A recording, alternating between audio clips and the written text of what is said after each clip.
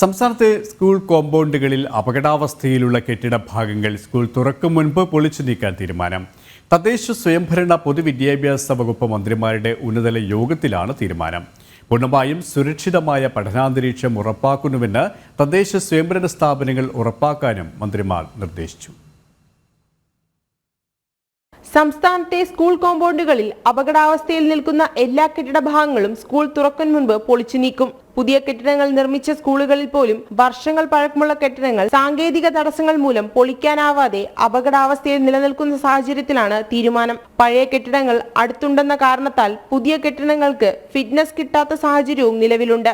ദുരന്ത നിവാരണ നിയമപ്രകാരം ഇതിന് ആവശ്യമായ നിർദ്ദേശം ജില്ലാ കളക്ടർ നൽകുകയും തദ്ദേശ സ്വയംഭരണ സ്ഥാപനങ്ങൾ കെട്ടിടങ്ങൾ പൊളിച്ചു നീക്കുകയും ചെയ്യും. തദ്ദേശ സ്വയംഭരണ വകുപ്പ് മന്ത്രി എം.പി. രാജേഷിന്റെയും പൊതുവിദ്യാഭ്യാസവും തൊഴിൽ വകുപ്പ് മന്ത്രിയായ വി. ശിവൻകുട്ടിയുടെയും നേതൃത്വത്തിൽ ചേർന്ന ഉന്നതതല യോഗത്തിലാണ് തീരുമാനം. സ്വകാര്യ വ്യക്തികളുടെ സ്ഥലത്തു നിന്നുൾപ്പെടെ സ്കൂൾ കെട്ടിടങ്ങളുടെ മുകളിലേക്ക് വളർന്നു നിൽക്കുന്ന വൃക്ഷശാഖകൾ മുറിച്ചു മാറ്റുന്നുവെന്ന് ഉറപ്പാക്കണമെന്നും മന്ത്രിമാർ നിർദ്ദേശിച്ചു.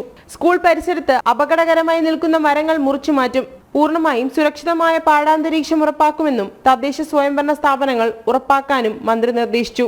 വിദ്യാർത്ഥികളുടെ ജീവന് ഭീഷണിയുള്ള ഘടകങ്ങൾ ഒഴികെയുള്ള സാങ്കേതിക കാരണങ്ങളാൽ ഫിറ്റ്നസ് ലഭിക്കാത്ത സ്കൂൾ കെട്ടിടങ്ങൾക്കാണ് നിബന്ധനകൾക്ക് വിധേയമായി ഈ അധ്യയന വർഷത്തേക്ക് ഈ അനുവാദം നൽകുക.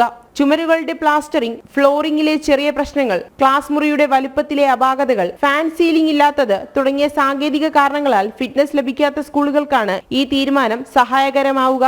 ജനം, തിരുവനന്തപുരം.